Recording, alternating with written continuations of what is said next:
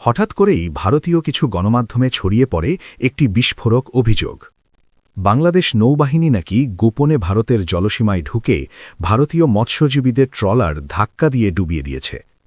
শুনতে ভয়াবহ, কিন্তু প্রশ্ন একটাই, এই দাবি কতটা সত্য? ভারতীয় গণমাধ্যমের দাবি অনুযায়ী বঙ্গোপসাগরের ভারতীয় জলসীমায় মাছ ধরছিল দক্ষিণ ২৪ পরগনার কাকদ্বীপ এলাকার কিছু মৎস্যজীবী। সেই সময় নাকি বাংলাদেশের একটি নৌবাহিনীর বা কোস্টগার্ড জাহাজ আলো নিভিয়ে এসে ট্রলারে ধাক্কা মারে। তাদের দাবি, ট্রলারটির নাম FB পারমিতা 10। এতে মোট ১৬ জন মৎস্যজীবী ছিলেন। দুর্ঘটনার পর পাশের একটি ট্রলার ১১ জনকে উদ্ধার করে, এখনও ৫ জন নিখোঁজ।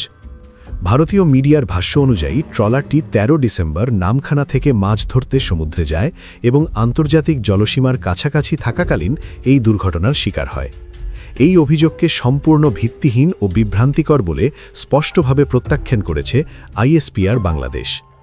ISPR জানায়, ঘটনার সময় বাংলাদেশ নৌবাহিনীর কোনো জাহাজই ভারতের জলসীমায় ছিল না, বরং নৌবাহিনীর টহলরত জাহাজটি দুর্ঘটনাস্থল থেকে ১২ মাইলেরও বেশি দূরে বাংলাদেশের নিজস্ব জলসীমার মধ্যেই নিয়মিত টহল কার্যক্রম পরিচালনা করছিল।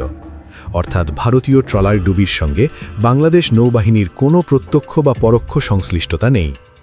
ভারতীয় কিছু গণমাধ্যম যাচাই না করেই বাংলাদেশ নৌবাহিনীকে জড়িয়ে ভুল ও বিভ্রান্তিকর সংবাদ প্রচার করেছে, যা অত্যন্ত দুঃখজনক। বঙ্গোপসাগরের ঘটনাটি ছিল একটি দুঃখজনক দুর্ঘটনা, কিন্তু সেটিকে রাজনৈতিক বা সামরিক রং দিয়ে উপস্থাপন করা পরিস্থিতিকে আরও জটিল করে তোলে। বাংলাদেশ নৌবাহিনী স্পষ্ট জানিয়ে দিয়েছে, এই ঘটনায় তাদের কোনো সম্পৃক্ততা নেই। গুজব ও ভুল তথ্য ছড়ানো থেকে সবাইকে সতর্ক থাকতে হবে। প্রশ্ন একটাই, ভবিষ্যতে কি যাচাই ছাড়া এমন অভিযোগ দুই দেশের সম্পর্ককে ক্ষতিগ্রস্ত করবে?